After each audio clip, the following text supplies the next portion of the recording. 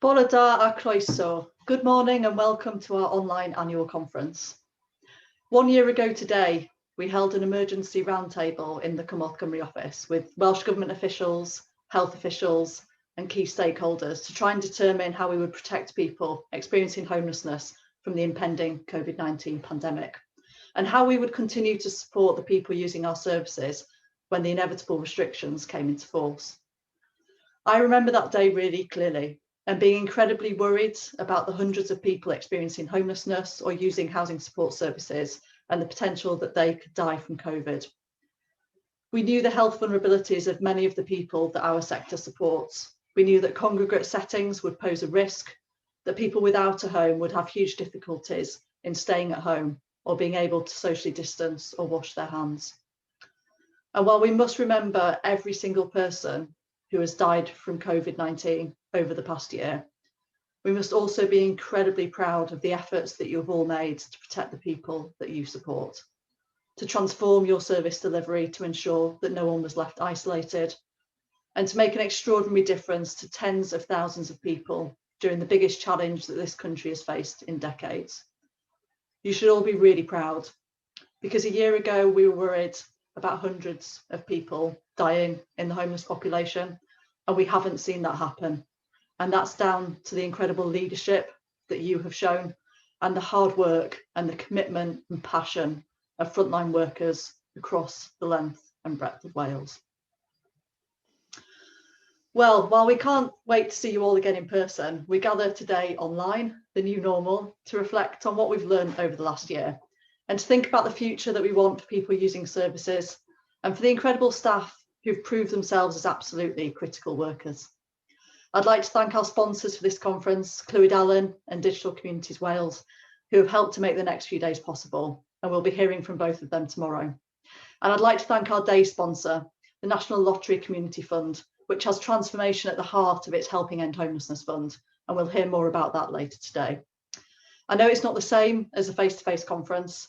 I assume many of you are in your pyjamas today, which we wouldn't usually see at a physical event. But please do engage with the event throughout the next few days. We've got a Q&A for each session, so please submit your questions. Join the discussion topics in the community section of Hoover. And of course, please tweet away using the hashtag Cymorth21. So I'd like to introduce our first speaker, who has had the unenviable job of leading the Welsh Government's response to homelessness during this pandemic. From allocating £10 million really early in the pandemic to provide emergency accommodation support to people sleeping rough or in unsuitable accommodation, including those with no recourse public funds, to setting out a vision and providing £50 million of funding to build on these efforts and kickstart the transformation of services, to making the recent decision to prioritise people with experience of homelessness for the COVID-19 vaccine. We are grateful for the leadership that we have seen in Wales. So to reflect on the last year and to set out her vision for the future, I'm absolutely delighted to welcome the Minister for Housing and Local Government, Julie James MS, to open our annual conference and hopefully answer a few of your questions. Croeso, Minister. Hello, Katie. I'm really delighted to be here. Thank you so much for inviting me to speak at this really important event. This, of course, is one of the last opportunities I will have in this Senedd term to speak to so many of you in the homelessness and housing support sector. So I really do want to take this opportunity to say an absolutely massive thank you to you all. And to say, as Katie's just said, the last 12 months have been a challenge would be an understatement, as you all know. All you've been incredible in rolling up your sleeves and getting on with the job. And I know that the hours have and continue to be long and the days stressful. And I'm sure that all of you will have been affected personally in some way by COVID-19. So on behalf of myself and the rest of the Cabinet, I want to say an absolutely heartfelt thank you to you all. I also want to take the opportunity to thank Cymorth and Katie for all the support they've given to my officials throughout this year, feeding into guidance and helping inform advice and really representing the voice, not just of service providers, but very importantly, service users. The really positive announcement last week to include people experiencing homelessness in priority group 6 for the vaccination was helped in no small part by the support of Cymorth working with the officials to ensure the particular needs of this group were fully recognised by the health professionals. This close and collaborative working has been a real positive to come out of this awful pandemic. And as we all know too well, the pandemic has highlighted more than ever the need for a safe and secure home that unfortunately not everyone in Wales has access to. I could not be prouder of how we have responded to this in Wales. Thanks to your efforts, around 7,000 people have been brought into emergency accommodation since last March to gather the support they need to stay safe. It's an incredible achievement, a massive achievement, and down to the huge efforts of everyone involved in the homelessness, housing and housing support sectors. Not only have all these people been brought in, but they have been met with a workforce who are in equal measures professional and compassionate.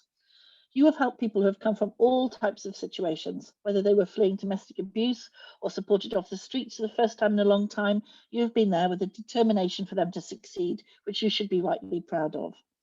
I know that today you're going to be talking about transforming homelessness services. And I think for me, the opportunity we have in Wales to do this is very real and very, very exciting. When the pandemic hit last March, we'd all had to adapt rapidly our ways of working, service provision and service models.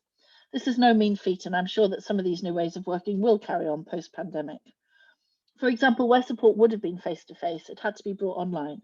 This has allowed more people than ever to be reached. I'm sure that many of you can't wait to go back to physically working with people, and of course for many, face-to-face support is absolutely vital. But I have no doubt that services also being available online will continue to be a vital source of help and support for many. The biggest change we've seen, of course, in our approach to homelessness is the adoption of a truly inclusive approach to ensure no one is left without accommodation or support. This has forced us to think in new ways, and it's fantastic to see how partnership working and multi-agency approaches have been so pivotal to the success of this across Wales. We all know that homelessness is not just a housing issue, and the work done together with mental health and substance misuse teams, for example, has been really crucial. I know that many services have had the opportunity to engage with some people for the first time, and this has allowed lives to begin to be transformed. It is really vital that we continue to ensure that everyone is provided with the right accommodation and support. We do not want anyone returning to sleeping rough or living in inadequate accommodation. As you all know, we purposely moved away from the use of night shelters this winter, as they would not have allowed adherence to public health guidelines. They also do not provide a dignified solution for people. We will not be going backwards on this. We are working to transform homelessness provision in Wales, setting clear standards for both temporary and permanent homes. We are also strongly committed to moving from a position of reliance on temporary accommodation to a system focused on prevention and rapid rehousing. This work has already begun with the investments and guidance we've issued this year. An incredible amount of work has been undertaken by you all to begin this transformation. You've helped us deliver hundreds of new temporary and permanent homes, as well as new wraparound services across housing support, substance misuse, mental health, primary care and community safety. It is vital that we continue to work at pace and build on the progress made this year, all of which is underpinned by the work and recommendations of the Homelessness Action Group. I don't underestimate the scale of the transformation required, not just in our systems and processes, but also in our culture. We have to move away from the language of tenancy ready and the staircase model of support. We are fully focused and committed to a rapid rehousing approach when homelessness cannot be prevented. I recognise this transformation will take a number of years, but we have made significant progress this year and we are now firmly on the right track to making this happen in Wales. And of course, if we are to end homelessness in Wales, prevention must be our primary focus.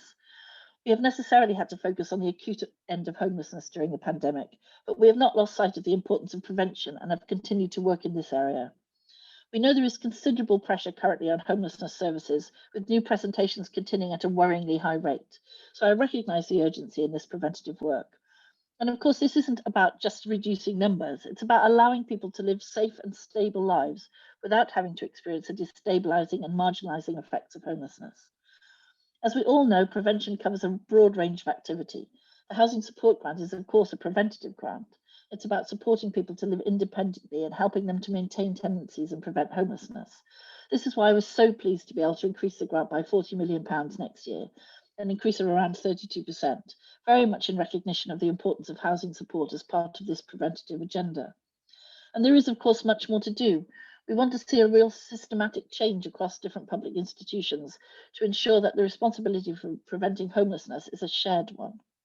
For example, we should not be seeing anyone released from public services into homelessness. It is also vital that when an individual does come into contact with an institution or third sector organisation, they are met with a workforce that is trauma-informed and person-centred. I think we're leading the way on such approaches in housing, and we need to ensure we take the rest of the public sector with us. And finally, I just want to re-emphasise my belief that collectively we have a real opportunity, a really very unique opportunity, to make a fundamental difference to people's lives in Wales. And I very much look forward to continuing to working with you as we seize that opportunity. I'm really looking forward to hearing from the wealth of interesting speakers that are in store over the next few days.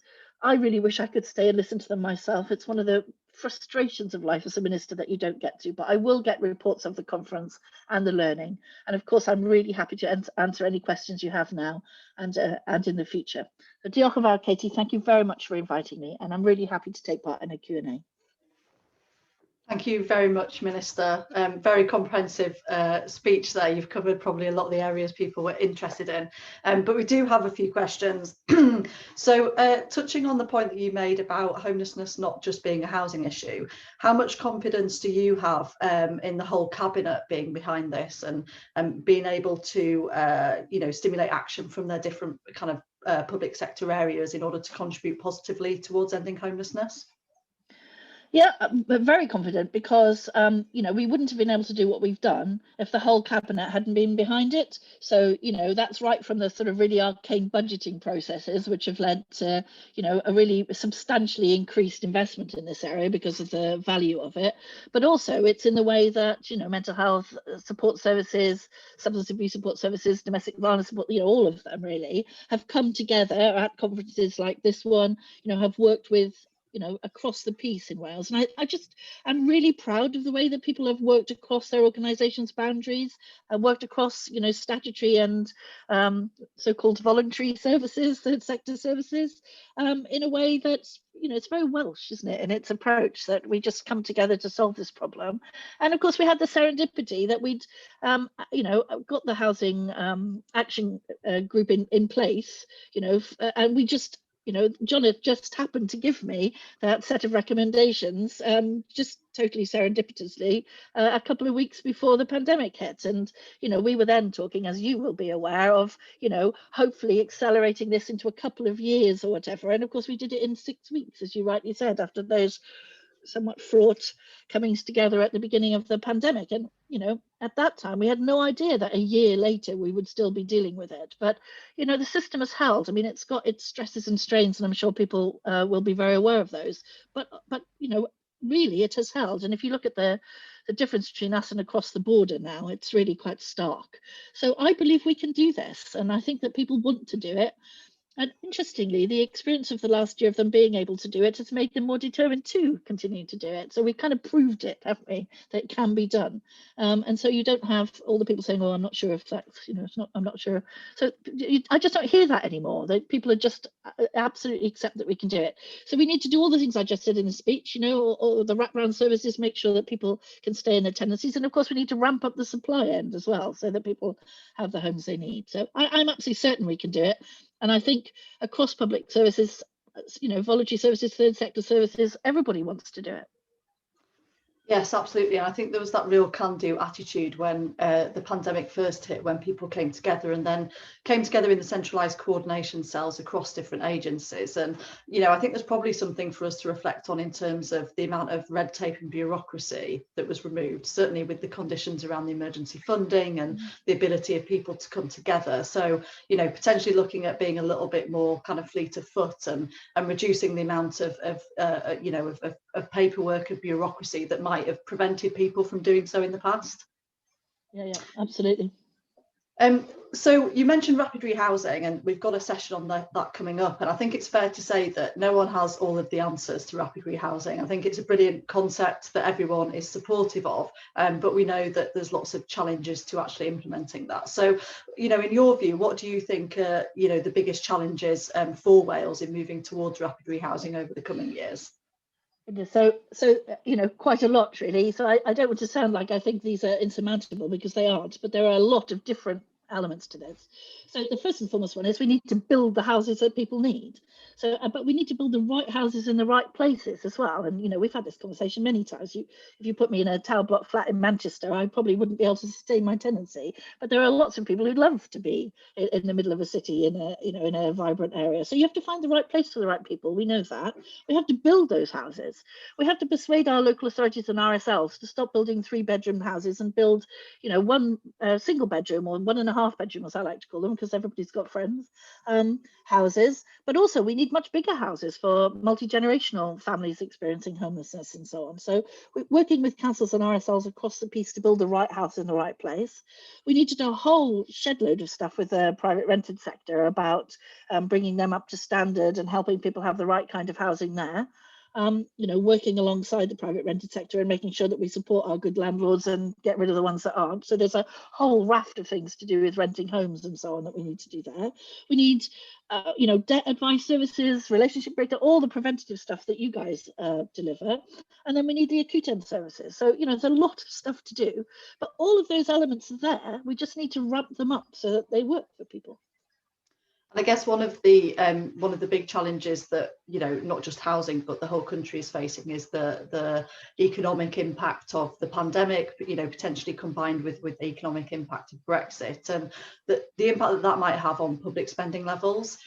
We've talked about investment in house building, we've talked about investment in support, and we've seen really fantastic increases in capital investment in social housing over the past 5 years of this Senate term, and certainly the 40 million increase for the housing support grant is really welcome. And what do you see the chances of being able to maintain or continue to increase in those areas as we move forward into the next Senate term, in the context of potentially some really difficult economic circumstances? Sure, but we've been really clear that housing is the economic stimulus that we want. So you've heard us all talking about, the jargon, a green housing-led recovery. So we want to build the low carbon housing out of a Welsh supply chain, Welsh timber, Welsh renewables and all the rest of it, that gives people the jobs and the homes they need. I mean, it's an absolutely what's not to like scenario, isn't it? And then, of course, we've got the climate change thing bubbling away happily, which is still the biggest problem we face despite COVID.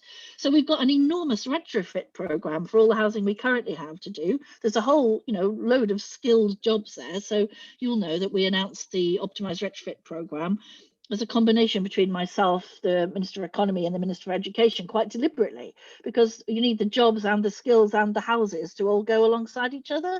And then there's a big piece of work that comes out of the Future Wales, the national plan that we've just put out. The first time in a very long time we've had a strategic national plan around communities and placemaking, as again the jargon has it, and that's about making sure that these houses and jobs and house building arrangements, traditional construction, but a lot of them are modern methods of construction type factories as well, go into the right communities that need the jobs and need the houses. So, to my mind, is a sort of simple planning exercise to get that running, and then you've got a self-sustaining industry that doesn't affect the planet and actually builds the houses we need. So, my view is that that's an absolute no-brainer for any incoming administration to do. So I'm pretty sure we're there, and we've already put the upfront investment in 250 million, as you know, into social housing. So I think it's going to happen, basically. Yeah, I mean, we couldn't agree more. I think that when there are jobs needed, then the housing sector is absolutely a key area for investment in those. And as well as the house building, I think support work, one of the things that we're seeing as a result of COVID is lots of people who've done, customer facing jobs in all sorts of industries lose their jobs, looking for new opportunities. And certainly what we see across the support sector is people coming from all sorts of backgrounds. And the key thing that's important is their values and their compassion and, wanting to support people. We can put training in place to get people's skills up, but actually there's a huge opportunity to bring more people into the support workforce and give them good quality jobs that give them job satisfaction moving forward. Absolutely. We've had a question, and I'll let you guess which organisation has submitted this. The work of the Welsh Government and the sector throughout this pandemic has been tremendous. The political commitment to end homelessness has been absolutely crucial. The pandemic has shown that we can end homelessness and work differently together to tackle housing exclusion. Is it time to build on this momentum and recognise housing as a human right in law so that it remains binding in future? I can guess, yes. So absolutely. This is a conversation we've been having for a long time. So this is about the real world, isn't it? So housing is a human right. I believe that. You believe that. We all on this conference believe that. The issue is to make it a deliverable human right that each individual can actually action. And we can't do that at the moment because frankly, we can't fulfill it. So if I said that everybody in Wales has a human right to adequate housing right now, then the councils and ourselves would go bankrupt because they would not be able to do that. That's the brutal truth. They would not. So what we've got to do is we've got to get to there. And I think we can do that in the next 5 years of the Senate term. So, I've started off by putting the guidance into the new Local Government Act that says that they have to have a due regard to adequate housing. That's the first step. Then there's another step, which means they have to provide it. And then the third step is to give people an implementable, that's hard to say, human right. Because it's not enough to just say it is a human right, just declare it, and then actually not give people actionable rights that they can take up. So I think there's a journey to go on. That means the legislation pushes the practice, but the practice has got to come with it. Otherwise, you just go into chaos. So it's a very pragmatic approach for something that I passionately believe in. We've got to be able to get there. What I fear is if we went ahead too quickly, it would fail, and then you'd take a huge step backwards while the system tried to reboot. So my view is you go along a continuum that we all agree and that we all work towards, and then in a quite reasonably short period of time, you could get there. And I'm sure there's organisations ready and willing to help you on that journey. I got a question about priority needs. So during the pandemic, you wrote out to local authorities and said, basically, you use much more ministerial language than this, but everyone's a priority, everyone's vulnerable. There is a pandemic out there and people could die. So what we don't want to see is priority need being used to kind of ration access to emergency housing. At the same time, we also have had the priority need review conducted by Pete Mackey, who's speaking later today, and others. So I guess the question on many people's lips is, what is the future of priority need in your view? Is there a plan to revert back to where we were before the pandemic? Is there a plan to stay as we are whilst the pandemic continues, or potentially look at amending legislation in the future? What are your current views on that? So my current view is very straightforward. There's no going back. We've done it. So I'm not reverting back to gatekeeping. So, there's a huge culture change here. And we have this is a problem right across the piece. So we have people who don't believe this is possible still. But actually, we've just proved it is possible. So we have things. I am having sleepless nights, I will say, about the build-up of rent arrears in the private rented sector and so on. So, there will be difficult days ahead in doing this. But it absolutely is not acceptable in a civilized society that a person who presents and says, I have nowhere to go, is told that there's nothing that can be done about that. I'm just not having it. So, we're not going to do that. So we will find a way. I mean, I've got, an encyclopedia of legal advice on how we can do this, but we will find a way to make sure that people are, the people that present to homelessness services across Wales are dealt with compassion and humanity, basically, and have found somewhere to go, hopefully a really good standard somewhere to go, and that we can shift that. And then that just goes back to the conversation we had in the first place. The faster we ramp up the house building, the faster we get that industry running, the faster we get the PRS up to scratch and sort out the good landlords as well as the bad ones so that they're supported, the faster we can do that. And this is for all tenancy. This is all tenures across the piece need to be worked on. It's not just about the social housing. And then we can have the Wales we want, but I'm not going back. We're not going back to gatekeeping. I guess one of the challenges at the moment is that we're probably in that space where we don't have enough social housing. We've got a lot of people in emergency accommodation at the moment. And not enough move on. And I guess, speaking to colleagues in local authorities, they're really, really worried about what's going to happen when holiday accommodation reopens. And so I guess that's a kind of constant concern for lots of people. Yeah, we're clear about what the vision is, but we probably don't have the stock yet. Yeah, so we're about to face the first hurdle, aren't we? So we hope the pandemic is still going down and not up. And so we're about to open accommodation across Wales. And so officials are working flat out with councils right across Wales, trying to make sure that the people who are currently accommodated in holiday accommodation can stay and so on. So, that's a huge piece of work going on while we build the necessary housing across Wales. I don't underestimate the sheer scale of the thing that we want to do. But that doesn't mean that we should start saying to people, well, actually, do you know what, you're not deserving, why don't you go sleep in a tent under that bridge? I mean, that's just not the solution the other end either. So we've got to keep doing it. We've got to put the money in to be able to do it. And then, as I said in my opening remarks, really, the preventative stuff has got to come. So you know as well as I do that the pandemic is causing relationship breakdown and all the rest of it. So we've got to get those preventative services in there early doors to stop the kind of constant flow of people who need to be rehoused. So that's absolutely essential as well. And there's a whole, that's another 2-hour speech, isn't it, about all the things we need to do to have cohesive communities and tolerance and respect and all the rest of it. There's a big piece on violence against women running and so on. All of these things feed into the homelessness issue.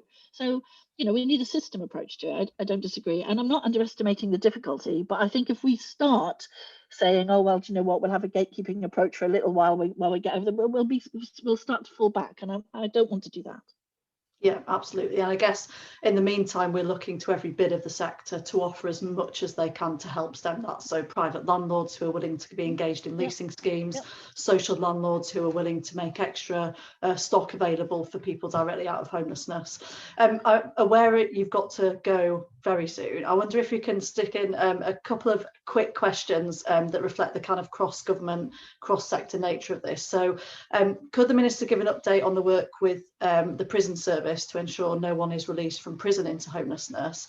And secondly, a question about people facing homelessness and using education in schools to prevent rather than a cure, and any update on that? Thank you. Yeah, so just really briefly, so both of those, yes, absolutely, we're still working on the prison pathway. We're still working very directly with the big prisons in Wales to make sure that we're not having people released at 4:30 on a Friday with nowhere to go and all that sort of stuff. I wouldn't say we're there yet, but we've got an improvement on that, and you'll know that we've worked right across the social sector to say, and I said in opening, nobody should be released from any public service into homelessness. It's just absolutely not acceptable. So we follow up each case, we try to find out what happened, and we try to fix the system. So we're right down there at that level of detail, because the pathway is there, so it shouldn't happen. So when it does happen, something's gone wrong. So we're working on that very actively on that first one. I forgot what the second question was now because I got so involved in that. That was about using education in schools to prevent. Yeah. So I mean, this is an ongoing conversation about exactly how that should be done. But we've got the youth progression engagement framework in there. But I mean, one of the big triumphs of this Senedd term is that we just passed the new Curriculum Act, which has got the healthy relationships stuff in it. And that's, I mean, my heart soars when I think that we've managed to get that into the curriculum. So that is a step change. That is a step change in the way that people are dealt with in schools and taught about the way that they have a right to be treated and so on, and that goes alongside the engagement, doesn't it? So I think that is an absolute game changer to have got that through into the curriculum. And now is our chance to come together and help shape that curriculum going forward to make sure that all the right things are in it and that young people get all of the the right support and understanding of the system that they need in order not to find themselves in that situation. So again, we haven't got there, but we've made quite a few giant steps along the path. Thank you very much, Minister. I realise we've kept you a couple of minutes over the time, but been getting messages sort of saying how much people are appreciating your openness and willingness to answer the questions. So thank you so much for joining us today, for opening our conference, and for the decisions and leadership that you've shown during this pandemic that has enabled services across Wales to get on and do what they needed to do to keep people safe and make sure people had the support they need. So thank you so much, Minister, for joining us today and for all of your work over the last year. Thank you. And I'll respond by saying, Katie, that what I said when I started, thank you very much to you personally and Cymorth, and then to everybody on the call today, because we've done this together. That's the truth of it. And, that's our strength, isn't it? So I'm really, really proud of everything that we've done. And I'm absolutely certain that we can go from strength to strength in the future. So, diolch yn fawr. See you all soon. Diolch yn fawr iawn. Thank you, Minister. Fantastic. Well, what a brilliant start to our conference, hearing from the Minister. Thank you to everyone who submitted questions. We're now going to move rapidly on to our next session. I'm really delighted that we're being joined today by John Sparks, who is Chief Executive of Crisis, but also importantly in this context, Chair of the Homelessness Action Group. John led a huge amount of work over a year and a half, really, looking at the framework of policies and actions that would be needed to end homelessness in Wales. So he's here today to speak about the recommendations from that report and what he sees as the priorities for turning those recommendations into action. So I'd like to welcome John to the conference. Thank you, John.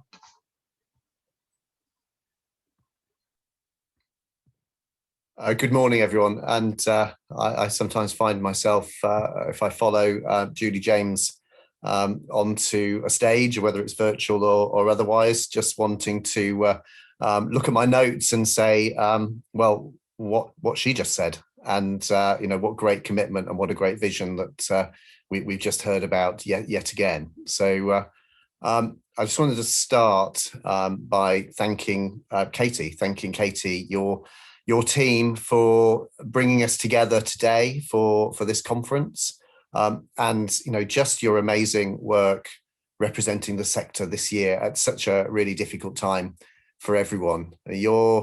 Your hard work advocating for staff, for people with lived experience of homelessness, and for the organisations who support them is just really very, very much appreciated by all of us in the sector.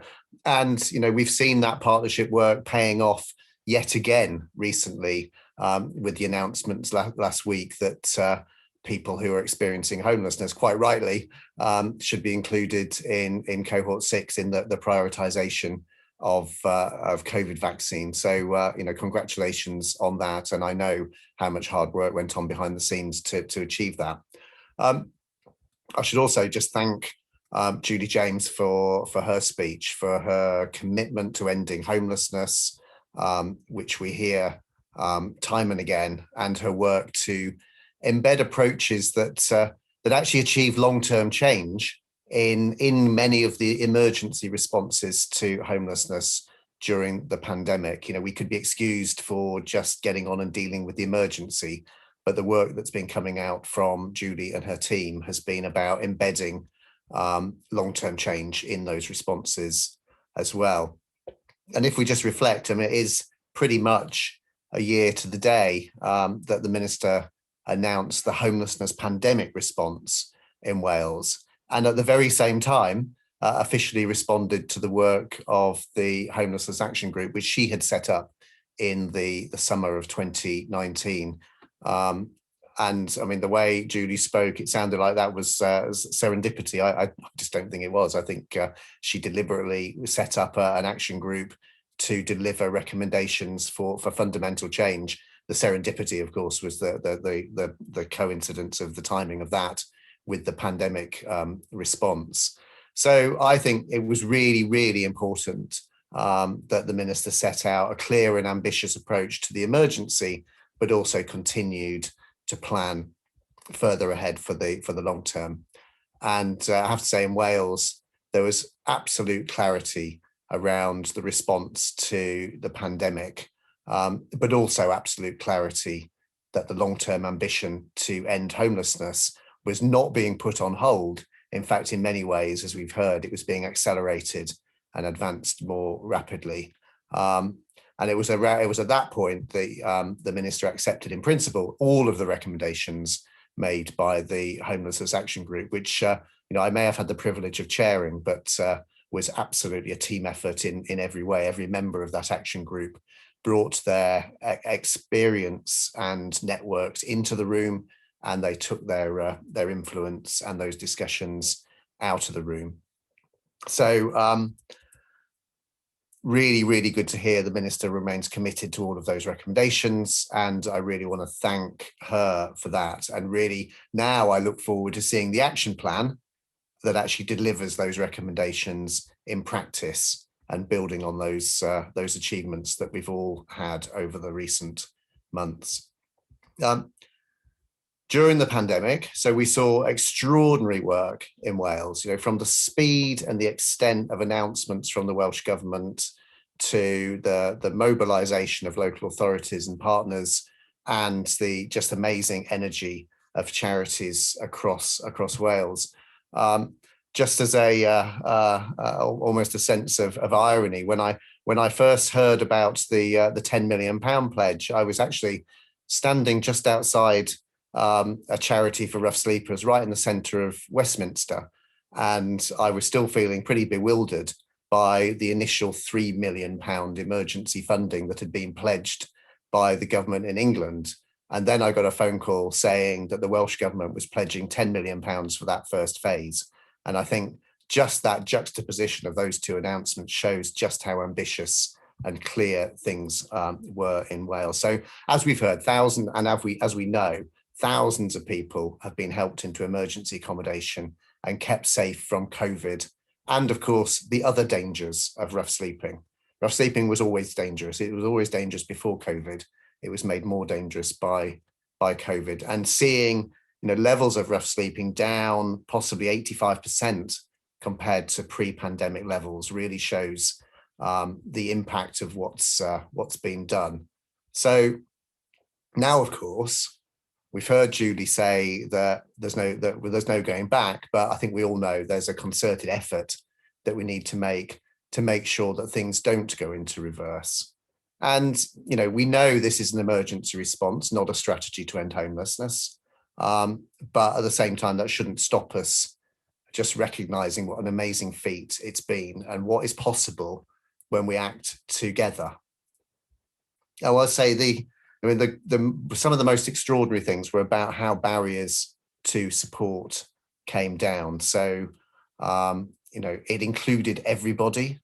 It included people who were helped for the first time ever, people with no recourse to public funds due to the conditions put on them by their migration status, and people who'd been helped after years or decades on the street or in unsafe accommodation.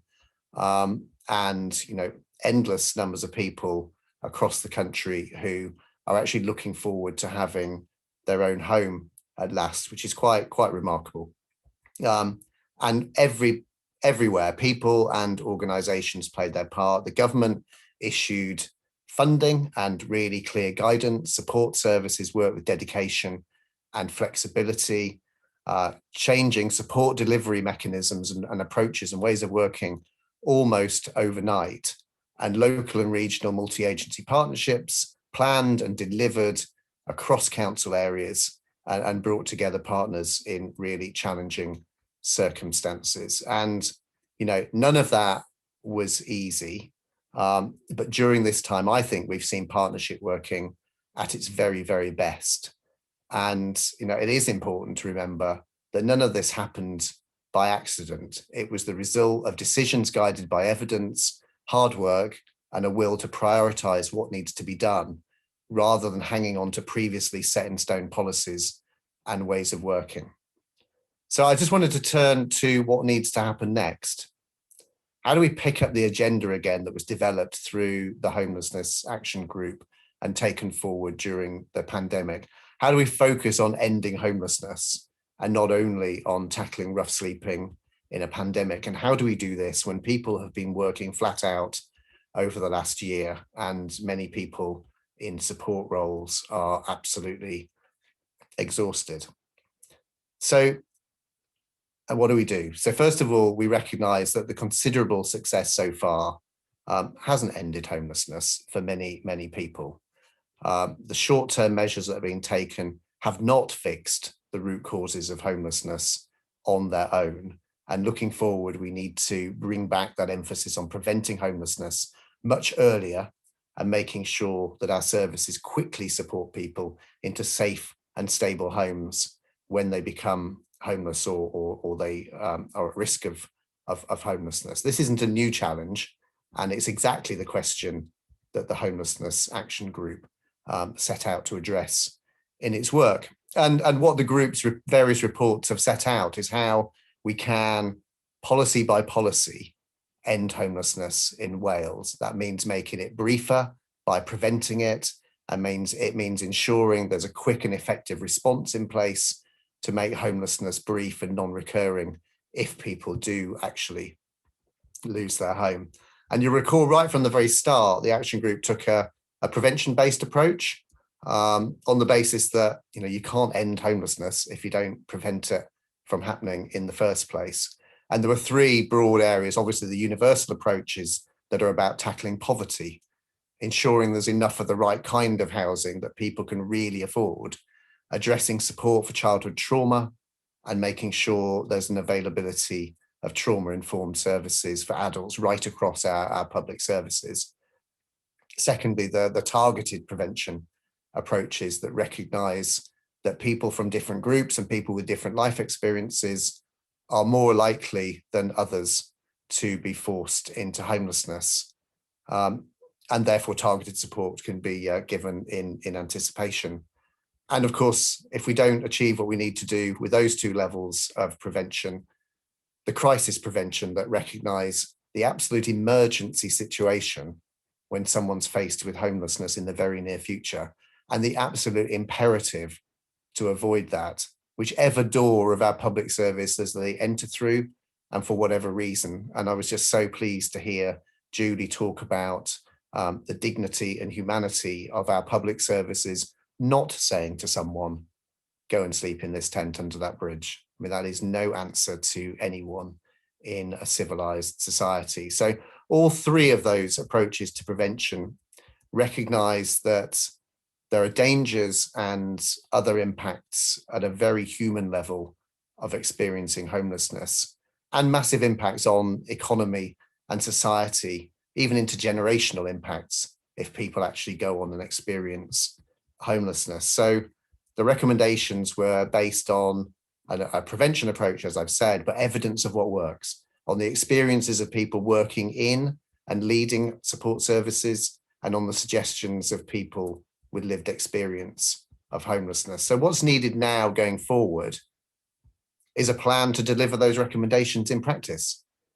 From those recommendations, I think there are probably three main areas that I'd like to talk about. That's not saying that all of the recommendations don't need implementing, but I'd say there are three absolute keys to unlocking the implementation. First of those is partnership working. It's always been important in homelessness. We've always talked about it, and certainly it helped deliver the pioneering prevention and relief duties that we already have in Wales. It's going to be needed again to deliver the new social and affordable houses for people who've experienced homelessness, but in many other ways as well. This is an issue of not only of supply, but also of access and availability of housing and support. The new grant money for social housing and homelessness prevention approved in the budget is a really, really great first step, but we need to look at allocations policies so that housing can actually be used to prevent homelessness. And of course, we need to end evictions into homelessness. And these things can't be achieved by some top-down blueprint. They can only be achieved through effective partnership working at a local level. So we need to make sure that's really, really working. The pandemic response, I'd say, probably shows us how much we really can do when that partnership working is effective. So we've seen it in every solution. That's that sense of, I think during the pandemic, what we've seen is that sense that homelessness is an emergency, and we should stop people having to be forced into homelessness almost at all costs. So the first thing is about making sure that partnership working isn't just talked about, but is absolutely working and absolutely focused on preventing homelessness at a local level. The second thing I would say is absolutely key to the implementation of the recommendations is the issue of rapid rehousing, again, that Julie spoke to. And what does that mean? What does rapid rehousing mean? It means that ensuring that the default offer for most people experiencing homelessness is the support to get a suitable settled home as soon as possible, simply to make sure that the less time people spend outside of a settled home, the less impact their homelessness will have on them. And I think those rapid rehousing principles apply to everyone experiencing homelessness, regardless of what model of service that person uses. That sense that a settled and suitable home as soon as possible is the bedrock of rapid rehousing. And of course, Housing First is part of that. And there's been a lot of discussion about Housing First, but Housing First is just one type of rapid rehousing. It's the type of rapid rehousing for people with particularly high needs. But I think we just need to be clear that that time delay of people moving into a settled home is absolutely vital. And of course, the support that people need will range from almost none through to very, very intense support. And we just need to make sure, if we talk about a person-centered approach, that that's actually what we're delivering through local partnerships. And I know that my colleagues from Crisis South Wales, Ashella and Stuart, are going to talk about their experiences of supporting people leaving prison to be rapidly rehoused. So they're going to be talking about that later in the day. The third thing I would say that's key is, and it's kind of obvious, but needs saying, that's most fundamental, is prevention. We know the main way to end homelessness is through prevention. And the majority of the action group recommendations are about prevention. And what the action group really said was, we can't just keep relying on the hard work of councils to prevent and relieve homelessness. We need to prioritise it earlier. And things like that Julie feels very strongly about, that point about discharging people from public institutions straight into homelessness. So we just need to think all of the time, what are our public services doing that could be causing homelessness, and stop doing it. Stop discharging people from our public institutions straight into homelessness. Looking ahead, so those are the three things that I think are key. Looking ahead, we've got elections set for May the 6th. And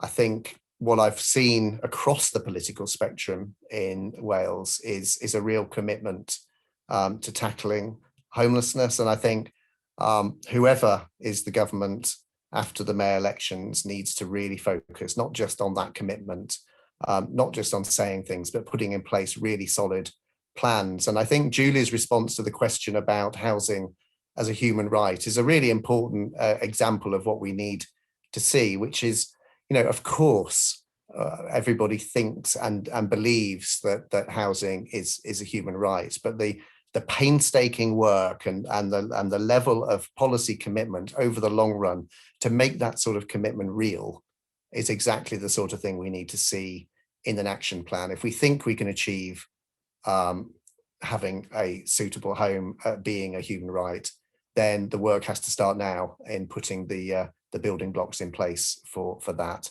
So I think certainly what I've seen in terms of political consensus bodes well for what happens after the election.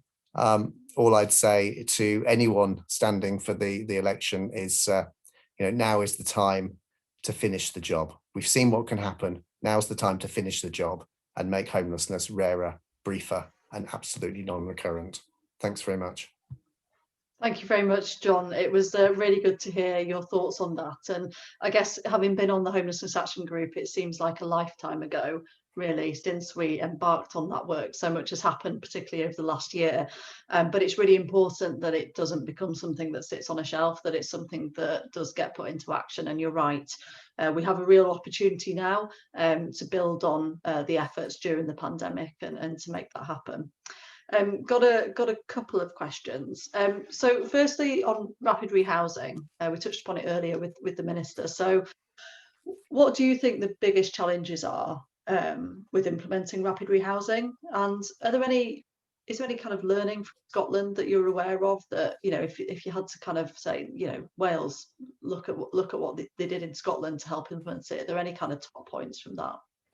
Yeah, that's really useful. I mean, what are the barriers? I mean, I'm almost echoing what the Minister said. You've got to have the supply.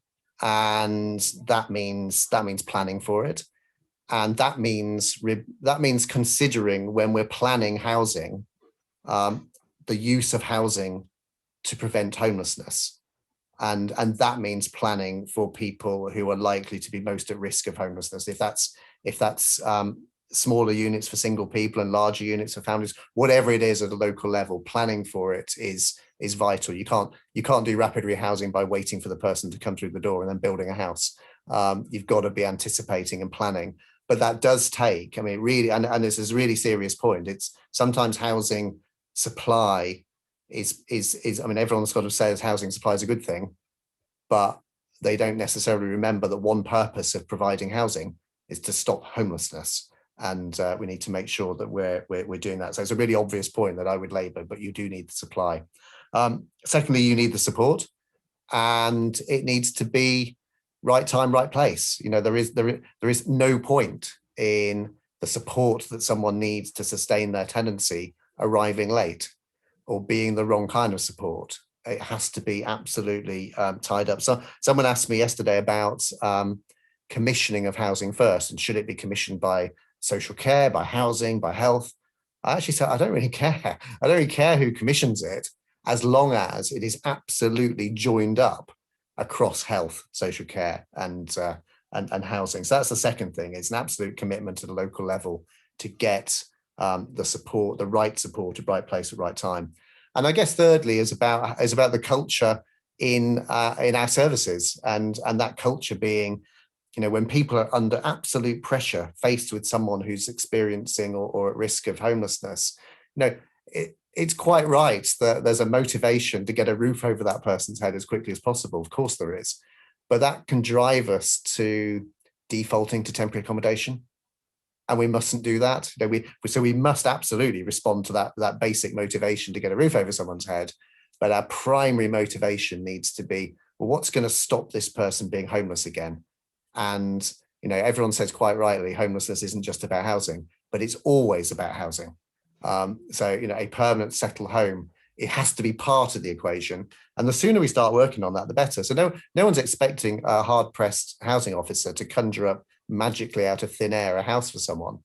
But let's make sure that that is our primary objective. So those are the barriers. Sorry, I lost the second part of your question. Are there any kind of key points that we can take from Scotland, learning from Scotland? I mean, I think in a way, Scotland started its journey on rapid rehousing at a time that wasn't of the world going through a global pandemic. And what they did a few years ago was said, okay, every local authority area will develop a rapid rehousing transition plan. There'll be a reality check which says you can't just flick a switch and you're doing rapid rehousing. So they gave themselves 5 years to make that transition. Actually, along comes the pandemic, and a lot of what happened in Wales was like putting a foot on the accelerator and saying, actually, who needs a 5-year transition plan to get to that point? And I think what was really impressive by what happened in Wales was you didn't just get a government making big funding pledges. You didn't just get a government doing the right thing in terms of emergency accommodation. You saw, especially in phase 2, the sense that that investment wasn't just about emergency accommodation. It was about what happens next. And it wasn't perfect in every case. You know, I'm sure there will be some forms of accommodation developed and built as a result of very fast moving phase 2 that we might live to think, well, actually, that might not be what we'd have done in hindsight. But mostly, and the default in all of that guidance was, yes, we're dealing with an emergency now, but let's start the job now of getting towards permanent and settled housing and doing rapid rehousing in action. So yes, I think the lessons from Scotland are a sort of systematic partnership approach, building in planning, not just responding. But the lessons from Wales were, well, okay, how to do it at speed. and I think it's that momentum we need to keep going. Thanks, John. I think we've got time for one more question that's come in. So, does waiting for housing to be a human right until we've got everything ready mean that we lose the chance to create an urgent need for action. For example, it might mean that we don't do truly radical policies like getting to grips with the PRS and rogue landlords, empty homes, etc. I think if we're committed to making permanent, settled, suitable, appropriate housing a human right, I think by being determined to do it, that actually drives radical solutions. I think if we pay lip service to it and say, oh yeah, having a house is a human right, that'll drive complacency. That'll drive not having radical solutions, and we need radical solutions. There's a piece of work which I always refer back to, which was the former special rapporteur on the right to housing for the United Nations. In her final report to the UN, wrote basically a 16-point plan for how a nation can make housing a human right. And I would just absolutely advocate following those. And some of it is straightforward, but some of it is about equal access to land, is about land pricing, is about, there are some complex things that need to be done to build that right. I think the wording that the minister used, or that the action group used, was to work towards that right. And I'd far rather people actually feel and have a sense that they have a right to somewhere to live, and then we enshrine that in legislation when we're ready, than create some kind of legislation that's unworkable in the short term. The important thing is, do people get housed, and are people homeless? The right's a vehicle, it's not an end in itself. Well, thank you very much, John. Finished on the dot, 11 o'clock. It was really great to hear from you. I know you're really busy, but thank you for making the time. I think it's really important for us to reflect on the group's work and how we can turn those recommendations into action. So thank you so much, John, for being with us today. So that's the end of our first session today. In 10 minutes, we'll be back with a panel on rapid rehousing, the route to rapid rehousing. We'll be joined by a fantastic panel from across the housing and homelessness sector. To access that, if you go back to the agenda section of the Hoover platform, find that session and then go back into it in 10 minutes and we'll be there. So please grab a cuppa and we'll look forward to welcoming you back for the next session. Thank you very much, everyone.